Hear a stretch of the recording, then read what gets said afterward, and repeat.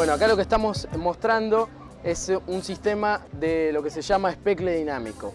El especle es un efecto que produce el láser cuando rebota contra una superficie rugosa en la que se produce un patrón de interferencia. Nosotros lo que estamos haciendo acá es apuntar un rayo láser, un haz láser, hacia una superficie que tiene una rugosidad porque fue pintada, y la luz que rebota desde la superficie rugosa pega en la cámara y es captada por la cámara y la enviamos a este monitor. Lo que vemos ahora es que el patrón de interferencia que se produce está fijo, es estático, porque la superficie no está cambiando, la rugosidad es fija. En cambio, si pasamos a una superficie donde fue recientemente pintada, podemos ver que el patrón de interferencia está cambiando constantemente, porque la rugosidad de la superficie cambia, ya que al evaporarse el solvente, la capa de pintura se está afinando. Entonces está en constante movimiento. Y si bien esto no se percibe a simple vista, con esta técnica, gracias al método de especle dinámico, se puede percibir. Esto permite, por ejemplo, hacer seguimiento de secado de pinturas. ¿Por qué? Porque cuando una pintura se está secando, la superficie de la pintura está modificándose, se está achicando al evaporarse el solvente. Entonces, el movimiento que se ve en la superficie se hace evidente en la variación del patrón de interferencia del láser. Este mismo sistema se utiliza para chequear viabilidad de semillas, para lo que es ingeniería forestal. ¿Por qué? Porque una semilla que está viva y está germinando va a estar expandiéndose y se va a estar moviendo a un ritmo muy lento, que es imperceptible al ojo humano, pero por esta técnica de especle dinámico es perceptible, ya que la rugosidad de la superficie va a estar cambiando, se va a estar moviendo. Y entonces el patrón de interferencia se va a estar modificando constantemente con el tiempo.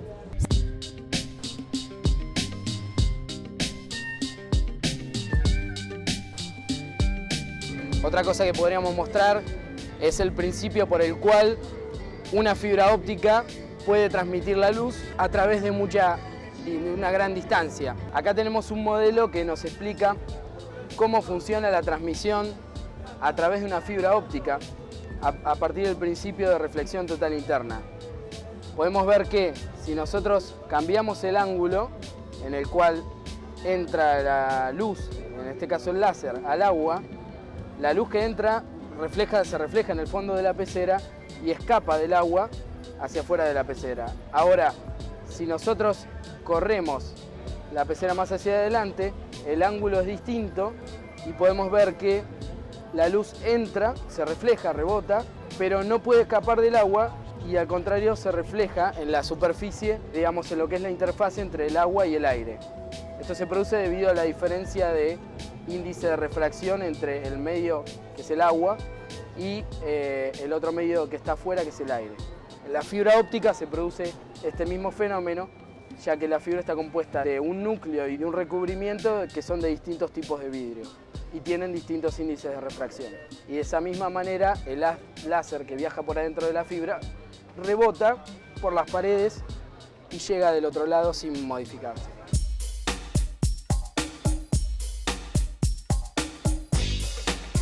Lo que estamos mostrando también, como parte de la muestra del Centro de Investigaciones Ópticas, es la colección de hologramas que tiene el centro, en donde podemos mostrar este tipo de captura de un objeto, que es la holografía, que se realiza también a través de un láser.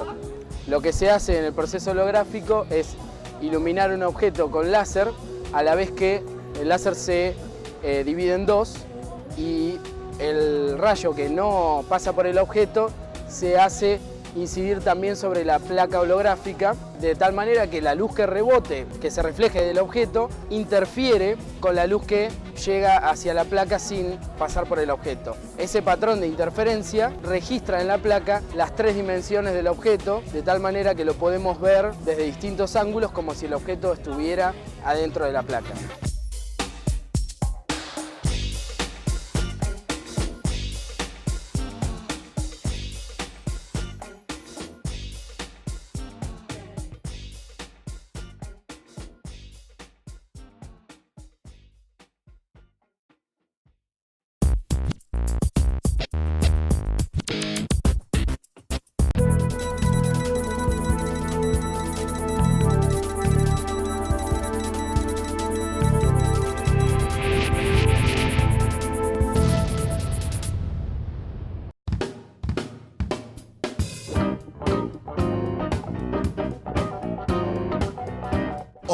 En nuestra sección histórica vamos a conocer el origen del piano. Este instrumento musical que permite al intérprete modificar el tono, volumen e intensidad de las notas mediante la pulsación fuerte o débil de los dedos. El antecesor más antiguo es la cítara, originario del continente africano y sudeste de Asia. Este instrumento se remonta a la Edad de Bronce. Consistía en un conjunto de cuerdas dispuestas a cierta altura sobre una pequeña tabla que eran puestas a vibrar mediante las uñas de los dedos o algún elemento punzante. Un instrumento posterior, pero con ligeras variaciones, fue el monocordio. Se basaba en la colocación de una sola cuerda, vibrando sobre una pequeña caja de resonancia construida de madera. Otro instrumento de similares características fue el salterio, cuyo origen es de Oriente Medio. Poseía una forma trapezoidal en función de las diferentes longitudes de sus cuerdas y pequeños puentes tonales.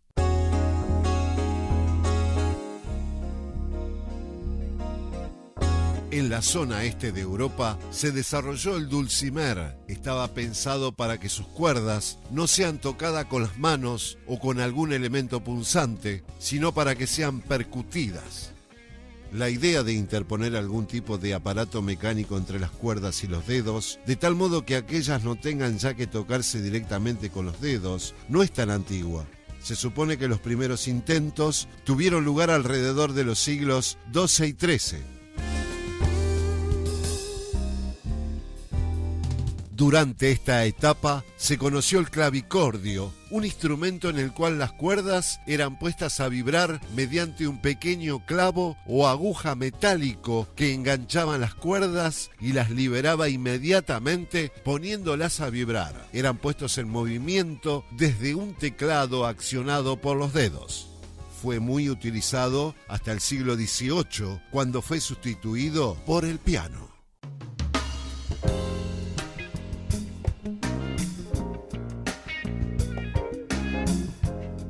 Alrededor del año 1698, el italiano Bartolomeo Cristofori desarrolló el fortepiano, lo que se considera el primer piano. Incluía un concepto revolucionario. El elemento que ponía las cuerdas a vibrar era una pieza de madera con la forma de un martillo, cuya punta estaba recubierta de cuero. Esto no producía un sonido metálico, sino un sonido más dulce y sostenido. Además, dicho martillo tenía un sistema de escape mediante el cual era posible variar tanto el volumen como el tono del sonido, lo que aumentaba notablemente la capacidad expresiva musical.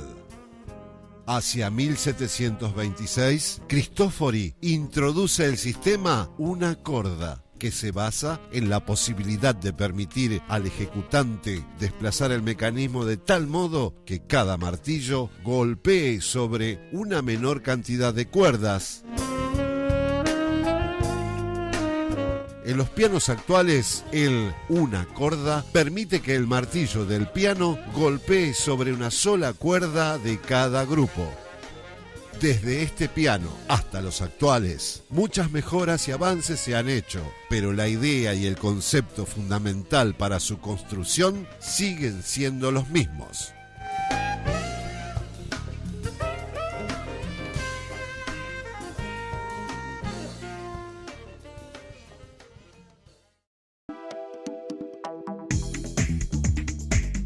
Esto es todo por hoy, pero la próxima te mostramos más tecnología, más innovaciones, más proyectos.